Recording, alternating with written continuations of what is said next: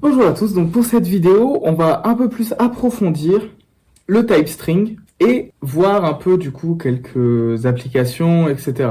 On verra dans les prochaines comment faire des boucles et faire des conditions.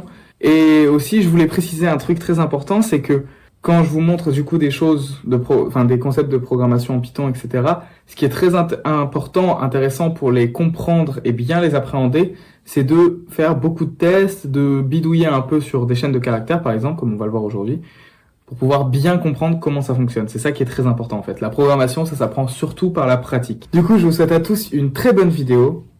Générique.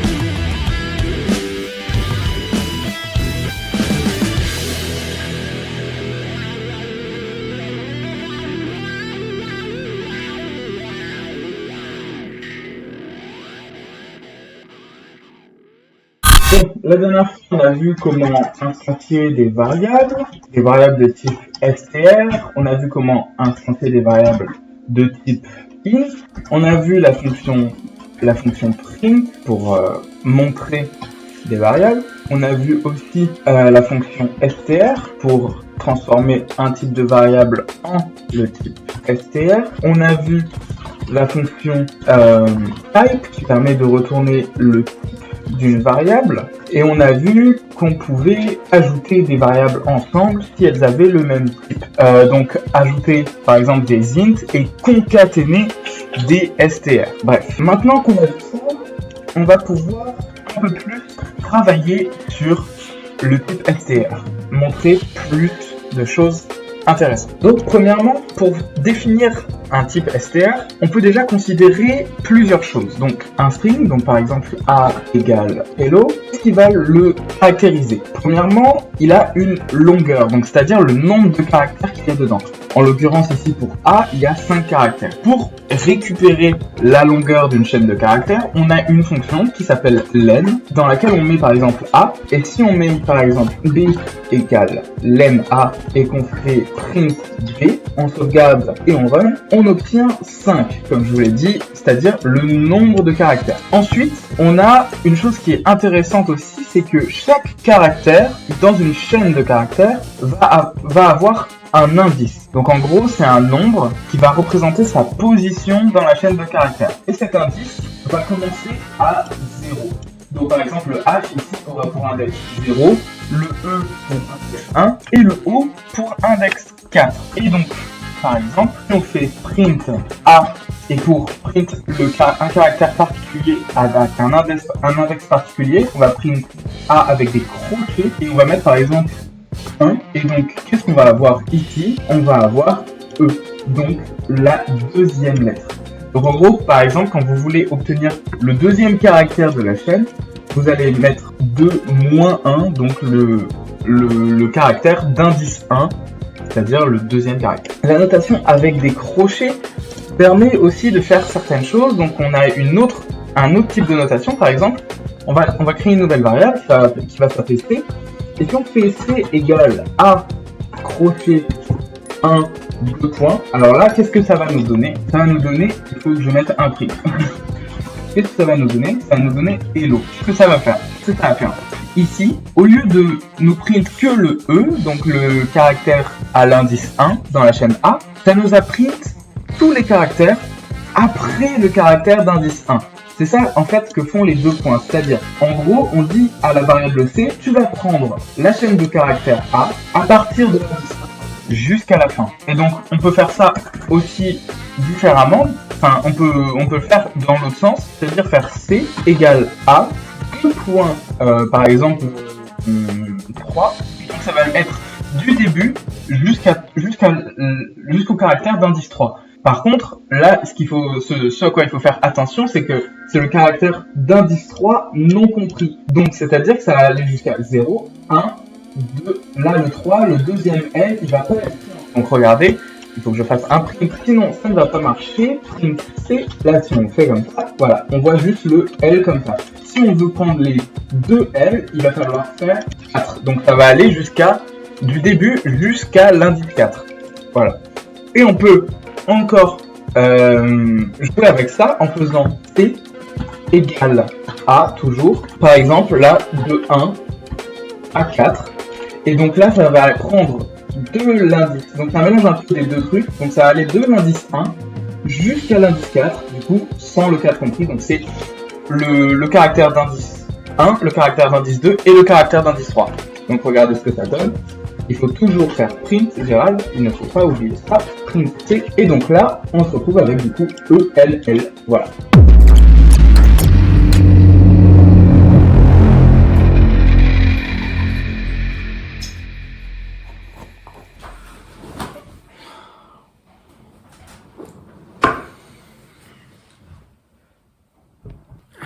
You really thought you could avoid me, huh?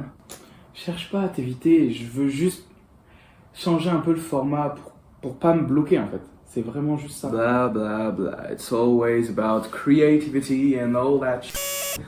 But you're just lazy as f and don't want to make great videos. Pas faire de bonnes vidéos, et ça c'est quoi? Un chant contre chant, une discussion contre moi-même, c'est pas assez travaillé, c'est pas assez de travail pour toi? Stop looking for excuses and start making more sophisticated videos.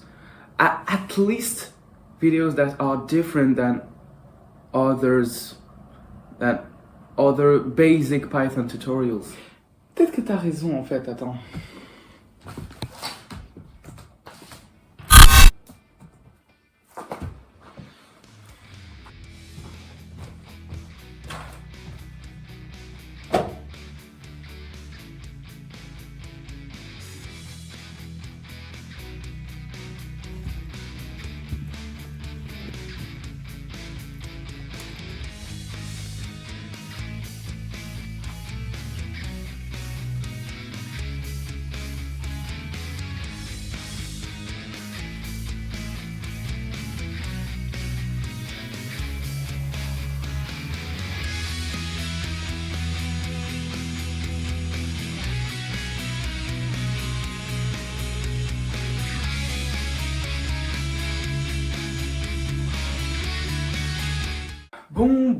Bon, c'est vrai, j'avoue, même moi, je trouve que la qualité des vidéos a un peu diminué, notamment à cause du son de cet ordinateur avec OBS, etc. Il y a encore des choses que je gère vraiment très mal, et aussi, je n'ai pas de micro. Un micro, ça peut vraiment être pratique des fois.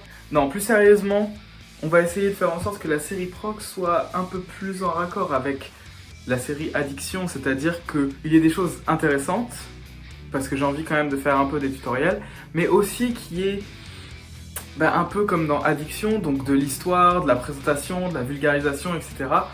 Donc là, je vais avoir besoin d'un peu d'avis. Je vais faire un mélange des deux du coup dans cet épisode, parce que là, on a eu une partie tutoriel, et là, on va faire une partie un peu plus histoire, etc. Est-ce que vous pensez que c'est intéressant d'avoir du coup des épisodes qui sont bidisciplinaires, si on veut, ou est-ce que vous préférez qu'il y ait des épisodes tutoriels et des épisodes historiques ou vulgarisateurs, etc., etc. Donc soit un épisode pour chaque, entre guillemets, thématique, donc des épisodes de tuto, des épisodes de vulga, des épisodes d'un peu histoire de la programmation, présentation de certains langages, parce qu'il y a les langages exotiques, j'ai très envie d'en parler, ça peut être super intéressant, notamment avec Brainfuck, LOLcode, etc.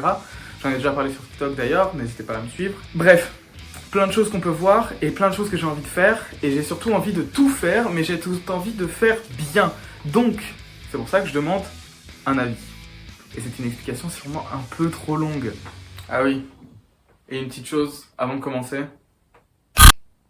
je pense que ce sera mieux comme ça. Python est considéré comme un des langages de programmation les plus faciles à apprendre, et je dois avouer que pour en avoir testé quelques-uns, c'est vrai qu'il est plus facile qu'un C ou C++. Python est un langage multiparadigme. Je détaillerai un peu plus le concept de paradigme dans une autre vidéo, mais ce qu'il faut comprendre quand je dis qu'il est multiparadigme, c'est qu'en gros, on peut faire vraiment plein de choses dessus. On peut coder de plein de manières différentes en fait, c'est ça qui est intéressant. Même si généralement, ce qu'on fait le plus avec du Python, c'est de la programmation orientée objet parce que c'est un peu ça le concept en soi, c'est ce qui est le plus intéressant à faire en tout cas avec ce langage. Mais concrètement, on pourrait faire de la programmation fonctionnelle, de la programmation objet, de la programmation impérative, etc. La plupart du temps avec Python, on va faire du coup des scripts d'automatisation, de tâches très redondantes comme par exemple copier des photos, trier des fichiers, etc. Ça c'est des choses qui sont très chiantes à faire à la main, on peut créer un petit script très facilement, ça prend une dizaine de lignes pour certains trucs, et vraiment ça permet d'automatiser des grosses tâches comme ça qu'on n'a vraiment pas envie de faire.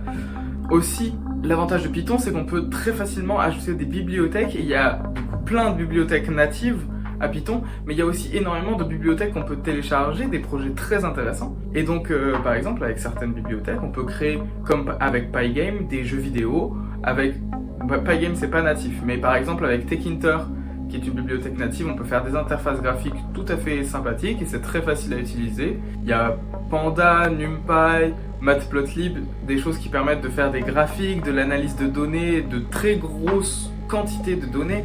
On peut utiliser TensorFlow, etc., qui nous permettent de faire de l'intelligence artificielle, qu'on peut coupler du coup avec Matplotlib, etc., pour faire du coup de l'analyse de données et de l'intelligence artificielle, pour entraîner des réseaux de neurones, et plein d'autres bibliothèques encore. Il y en a des dizaines de milliers en fait qui permettent du coup de faire énormément de choses, que ce soit sur le web, sur le desktop, pour de l'analyse de données, pour faire des calculs compliqués, etc., etc. On peut faire basiquement tout avec Python. Le seul problème qu'il peut y avoir en réalité, c'est que quand on va avoir des gros jeux de données, des gros calculs, enfin beaucoup de récurrence on va dire. Par exemple quand on utilise des boucles avec de très grands nombres d'itérations, là on va avoir beaucoup de longueur. En fait Python est un peu plus lent que certains autres langages parce c'est un langage interprété, c'est pas un langage compilé. Je reviendrai sur ces concepts là aussi dans une autre vidéo parce que c'est un sujet qui est intéressant à traiter par lui-même, mais du coup, ça serait plus rapide de le faire avec du C ou du C++, mais le problème c'est que c'est beaucoup plus difficile à coder le C et le C++. C'est beaucoup plus long, etc.